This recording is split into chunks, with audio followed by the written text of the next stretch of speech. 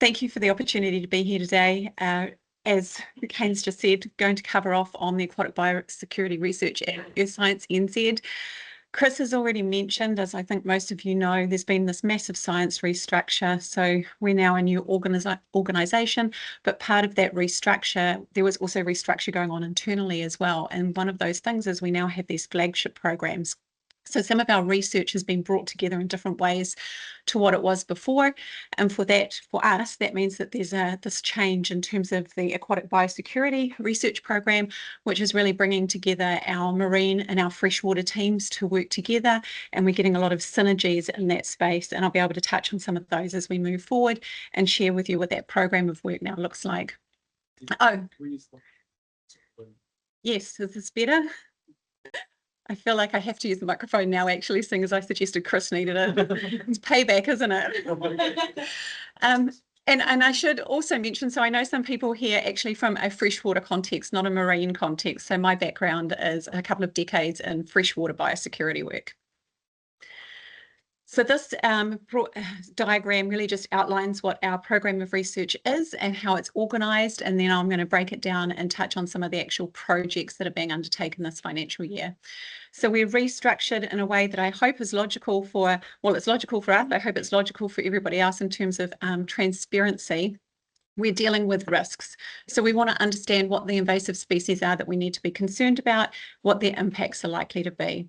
The second program of work is around diagnostics and identification. As you all know, some of these things are a bit cryptic, so we need to make sure we've got the right tools to actually identify what the pests are that we're looking at or we're looking for. And in part of that, there's also some database work in there as well. Obviously, we need to be able to find things. Surveillance and detection, as has already been touched on, can be super tricky in an aquatic environment where visibility can be low and things, you often don't see them until they're already a problem. Surveillance and detection is great. Then what? What are you going to do about it? We've just heard from the other speaker that from Ian, that the tools can actually be really limited in an aquatic biosecurity space. So we've got some research in that. And the last, even more noise, great. The last thing, of course, is about engagement. So how we can all work together collectively to make better gains for New Zealand. So the first project that I want to talk about is run by Serena Keller. That's the one on risks. As I mentioned, we want to understand what the risks are posed by different invasive species, how we can forecast those and understand better what the problems will be, because of course bang for buck is really important, right? So we need to be able to figure out where we need to be spending that money, which species we need to be looking at. So this also has pathway elements in it as well. There's a couple of key things that we're looking at right now this year, and of course one of them is high on your list, I'm sure, because it's Caulerpa, and Corbicula, which is a freshwater invasive clam, is also a species of interest for us in this particular project. In the Caulerpa space, the team's already been done a lot of work over the past few years, and this has already been touched on by Irene, so thanks for that. We have some really large data sets now in terms of the information around where Corbicula is and how it's been behaving, and we want to use those in the work that we're planning to do in the new financial year. So what are we going to do? Essentially, we're going to go back to one of the sites that we've looked at before, so we can start to continue to build on some of that temporal component in terms of what we understand that the impacts of Caulerpa are. Better understanding about the community changes that we might be seeing. Has there been biomass decline, and is that going to continue, or is there regeneration? And really looking at what the effects of that might be on other biota. Moving into our diagnostics and identification project. So this is led by Henry Lane. And in here, as I mentioned, we're really looking at some tools around some of those things that are a bit more cryptic or difficult to detect. So detecting and identifying target species, optimizing detection across different spaces, and then the maintaining of accurate and reliable databases for recording observations. So Chris has already touched on the graphic that's on the bottom there, which actually talks about the Marine Biosecurity Portal, which is where the information goes from the marine high-risk site surveillance, And in a freshwater context, we also have other things. So, for example, what you see up the top, which is the Lake Spy, which is about submerged plants and invasive species, and that information gets fed into Land, Air, Water, Aotearoa, so a publicly accessible space. So some of the work that's going on at the moment, obviously there's a bunch of traditional methods or things that we already know and use when we're thinking about how we're going to detect invasive species. And what we're wanting to do is couple some of that with some of the newer technologies like eDNA, so we can actually really ask the questions not just about whether or not and how we can get greater efficiency, but also when you're best to use different methods to get the outcomes you want, both in terms of detection and also the efficiency with which you can do that. So an example here is work that's going on with the Asian paddle crab and comparing trapping versus eDNA collected from passive samplers. And so, of course, we want to add into that, and you can see the map there that's on the right. We wanted to add into that other pieces of science which are highly relevant too. If you're going to have passive samplers that are collecting eDNA, you need to understand what the water movement patterns are. So we've got the hydrodynamic modelling going on in that space as well, just to be able to add that into a full package of information, again, so we can better understand how tools could be used and when it's the right choice to use that kind of tool. This brings me to smarter surveillance design, which is came about from some discussions that we had with our data science teams that we have as well. So thinking about, again, how challenging it can be to find things in an aquatic environment. So can we better use some of our data scientists, people with different skill sets, to work in this space with us, and can we create efficiencies and better models in there? So two of the species that we're focusing on here, one's freshwater clam and the other one is Bonamia austriae. So the example here, as you can see, there's a bunch of people working in this project, and the example here in this diagram, we're going to move from left to right, is essentially using modelling and reinforcement learning with those algorithms to better assess what the pathways are, what the hydrology and biology is, the biology of your target organism. Use that to help better predict your sites that you need to be looking at for surveillance. And then once you've done that, the next component of that modelling exercise and that reinforcement learning is really about then better targeting the methods that you might be using given those sites. The map down the bottom is an example of the piece of work that's been started with Bonamia already. And I'm not going to pretend that I understand what reinforcement learning is.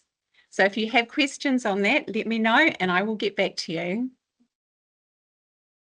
The surveillance and detection piece of work, this program is run by Daniel Clements with a team behind him, again with some data sciences, with science folk, with Lee Tate as well, who's done a lot of work in the marine space, and Rose Pearson and Gareth and others. So what this project is really seeking to do is develop new tools for detecting and the surveillance of our aquatic invasive species, again focusing on cost effectiveness, and specifically in this piece of work this year really looking at that algorithm development. So we have some algorithms already that have been used for the detection of invasive species. The pictures here actually just relate to a freshwater example, but really wanting to get where you see the first picture on the left, that's a single shoot of a weed in a native plant bed. So obviously you want to be able to detect it when it's early, so that's super low abundance. With the detection model, you want to be able to map where those things are, go back and remove them to obviously prevent that thing at the bottom.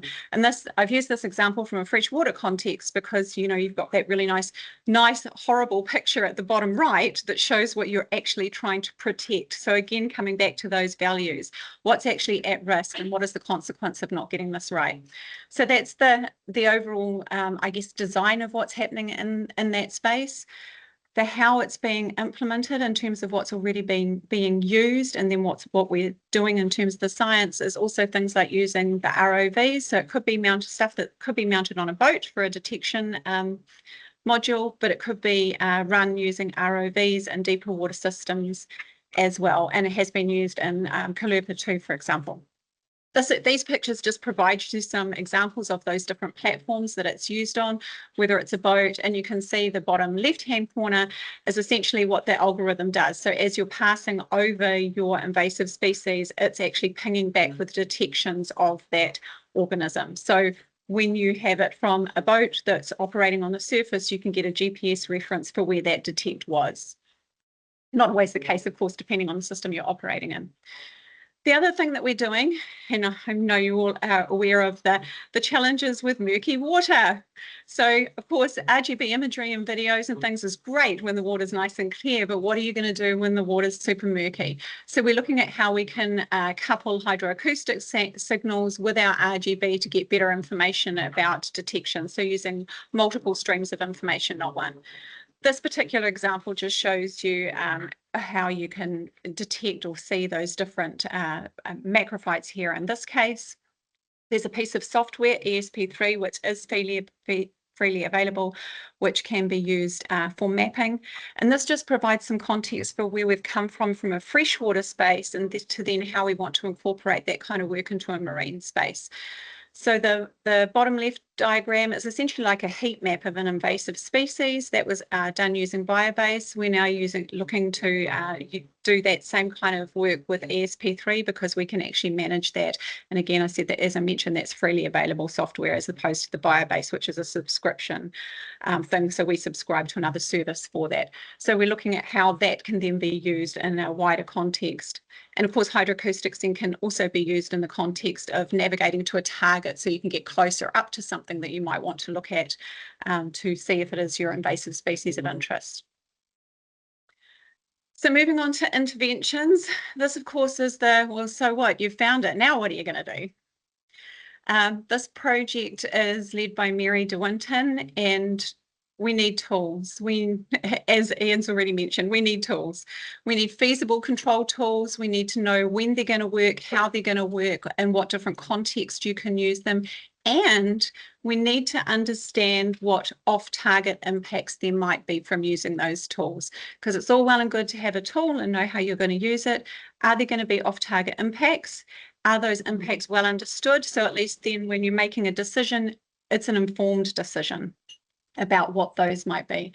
So often in biosecurity interventions or control works, we need to think about the figure that's on the right-hand side, which really also talks about where some tools may be more appropriate than others in terms of the scale. And I'm sure you all know early detection gives you the opportunity to actually respond in a way that gives you more options than once something is spread and is out of control. So often we're dealing for early incursion or small things that's really about that low biomass. Once you get up to high biomass, then you start to have different tools that are available to you or are only available to you in that context.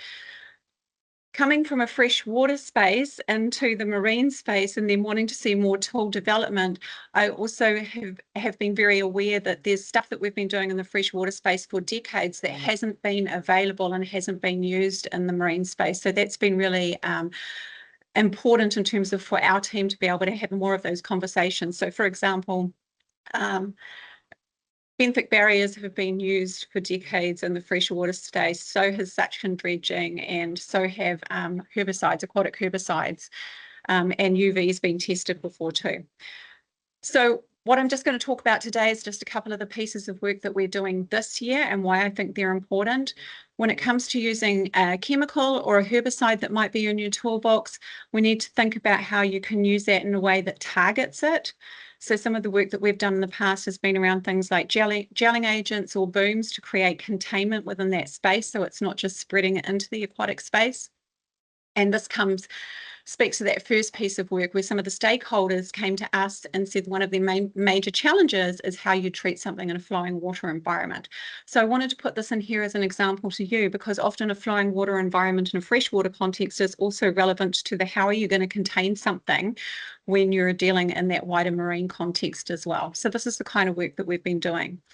Other stuff that we're looking at the moment is we know that not everything responds the same way. So there's some genetic studies going on at the moment for a particular weed called alligator weed, where we already know that they respond differently. So not every plant or every organism, just because you think it's the same and we label it as the same, is going to behave the same way.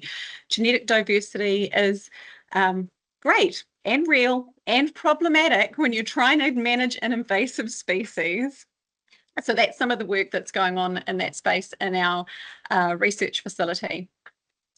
I wanted to touch on this one because this was also, the first part of this was also a question that stakeholders brought to us that they wanted it addressed, which is really to be able to look at potential off-target impacts.